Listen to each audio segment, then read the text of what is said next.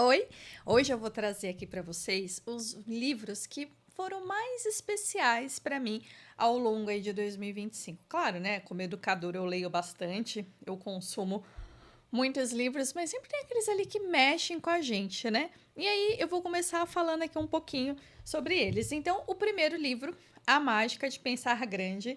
Esse livro aqui, ele traz muitas reflexões, sabe? Reflexões comuns, mas que tiram a gente do lugar. Então, eu tenho vários post-its aqui. Eu vou trazer um pouco aqui para você algumas reflexões. A primeira reflexão que eu achei muito legal, ele trouxe aqui, ó. Pensa em pessoas, duas pessoas bem-sucedidas e duas pessoas fracassadas. Como elas se comportam, o que elas falam, o que elas pensam, o que elas comunicam. Você, no seu segmento aí, no seu ambiente, no seu trabalho, na sua empresa, você consegue eleger as pessoas que você fala, nossa, essa pessoa, cara, ela já chega derrotada, né? Fala, meu Deus do céu, vontade de ficar manter distância dessa pessoa, porque parece que tá sempre com a energia, tá sempre com a gasolina fraca. Então, a gente tem vontade de ficar longe de pessoa que já tem aquela natureza derrotista. Olha para isso, usa isso como espelho a seu favor. E a diferença também, o contrário também, pegar aquela pessoa alta astral, aquela pessoa que você entende ali que é uma pessoa bem-sucedida, que é uma pessoa que transmite, transpira motivação, entusiasmo, energia alta. Inclusive, esse livro também fala muito de entusiasmo. De tudo que você fizer na sua vida, você fazer com entusiasmo, você fazer com vontade, você fazer dando o seu melhor ali, tá? Fala muito também sobre adubar os pensamentos positivos e vacinar contra a desculpite. Não, eu não fiz isso porque, mas o problema acho engraçado todo mundo quando fala pra mim: "Não, porque o problema tá, qual que é a solução?". Se tem um problema, tem a solução. A única solução que a gente não encontra é pra morte. Então, quando você começa a ver: "Não, porque o problema mais, eu ia fazer mais". Ó a desculpite aí visitando você. Fica atento, hein. Outro ponto aqui super legal, ó. Gente, para superar o medo, tem que entrar em ação, simples assim. Se você ficar só no mundo das ideias, você não vai conseguir ter o resultado que você deseja. Então, tá com medo? Vai assim mesmo. Outro ponto aqui, ó. Ainda complementando o medo é o maior inimigo do sucesso. Por quê? Porque quando você fica paralisado pelo medo, você não consegue atravessar a ponte, você não consegue olhar para o outro lado e vencer, porque o medo, gente, é vencer a si mesmo. O que de pior pode acontecer se você ultrapassar esse medo, essa barreira que está aí no seu dia a dia? Pensa aí, ó, pergunta coach, hein? Pergunta poderosa. Que mais aqui que eu tenho para compartilhar com vocês das minhas anotações? Como lida com um senso de inferioridade?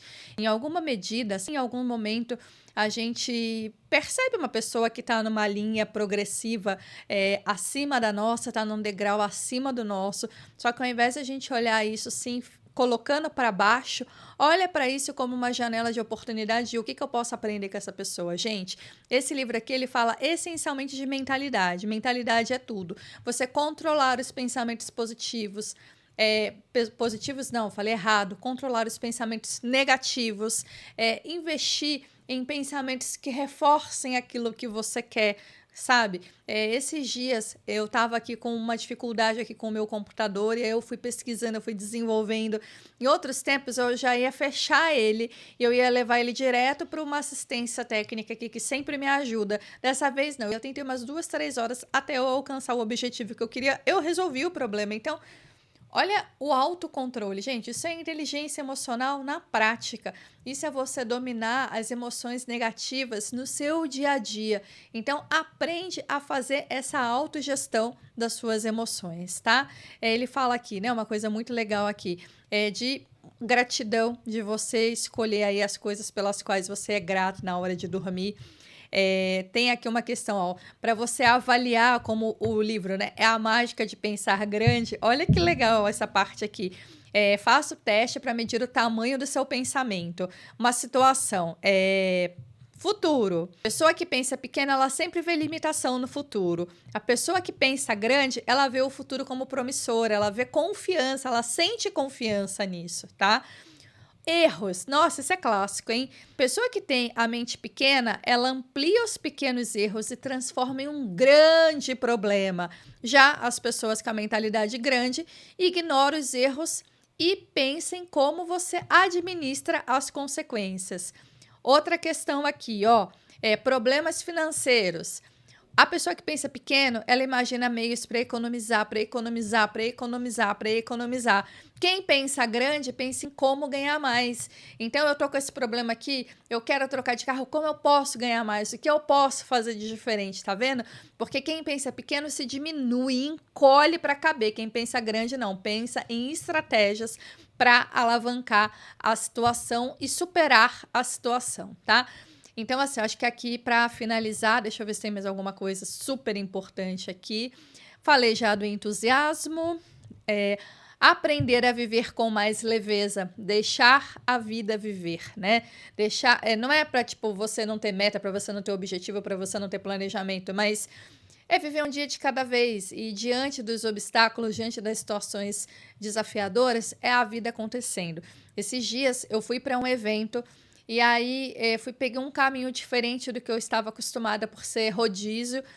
Fiquei assustada numa área que eu entrei que eu não conhecia. Bati o carro.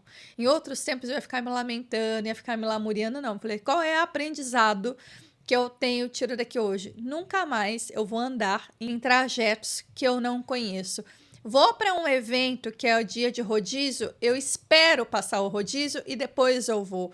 Nada custa a minha segurança, nada custa a minha integridade. Então, mesmo nas situações adversas, é o que você aprende com isso, tá?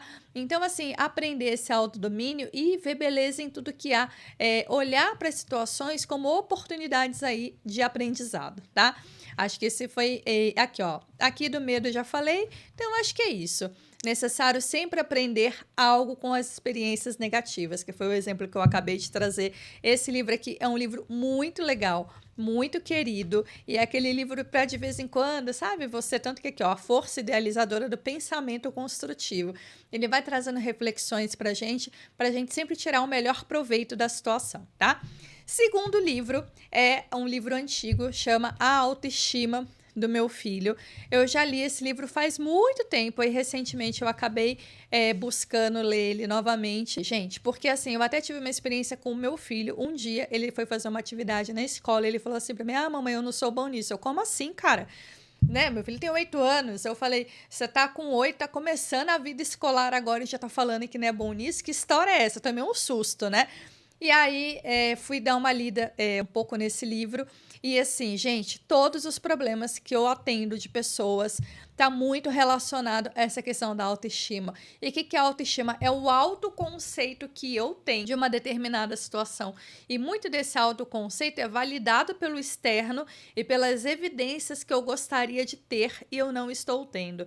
Então, apesar, né, de eu ter usado esse livro aqui por uma questão pessoal, mas ele me marcou muito porque ele fala muito da questão da voz, de como a gente fala com os filhos, é a voz interna que ele vai construir ao longo da vida dele. E aí, trabalhando com adultos, eu vejo claramente essa voz interna, que é aquele crítico que bate, que nunca valoriza suas conquistas, que sempre minimiza as suas conquistas. Então, a gente aprender a ouvir essa voz, administrar essa voz e equilibrar essa voz. E tá ruim, busca oportunidade de melhoria, mas não fica sentado no sofrimento, sabe? Então, como é que você pode saber encontrar novas possibilidades, novos caminhos para alcançar o resultado que você deseja? Então, acho que assim, ó, tem uma passagem aqui muito linda. Ser querido como pessoa estimula o sentido de ser amado. Mas e você? Você gosta de você se sente querido? Você encontra atributos positivos em você? Porque aqui é um manual de mães e pais para os filhos. Mas quando a gente vira adulto, a gente tem que cuidar da nossa autoestima. A gente tem que saber valorizar o nosso autovalor. Quando a gente olha no espelho, tem que se achar a pessoa mais maravilhosa do mundo. Hoje, como é que você tem essa voz interna aí? Essa voz, ela te eleva ou ela te derruba? Ela olha para os seus pontos positivos ou ela tá sempre te puxando para baixo? Isso é um ponto super importante, porque quando a gente pensa em carreira, quando a gente pensa em empregabilidade, se eu não vejo coisas positivas em como o outro vai ver, e pior se você tá num nível aí de liderança, se eu não vejo coisas positivas em mim, como eu vou ver coisas positivas no meu liderado? Porque eu sempre vou olhar para o outro com a lente com a qual eu olho para mim. Se eu não vejo coisas positivas em mim, como eu vou valorizar o meu gestor? Eu vou sempre olhar para ele, para aquilo que tá ruim nele, para aquilo que tá sangrando nele. Às vezes o cara é um cara legal, é um cara interessante, mas a minha lente tá tão negativa, ela tá tão enviesada que eu não consigo olhar aí de uma perspectiva positiva, tá? Então, esse livro aqui, ele me fez abrir uma janela, assim, um triplex na minha cabeça, quando eu fui ler por uma questão pessoal, mas ele faz muito sentido para o nosso trabalho aí com adultos, no desenvolvimento de adultos, de carreira. Deixa aqui a dica.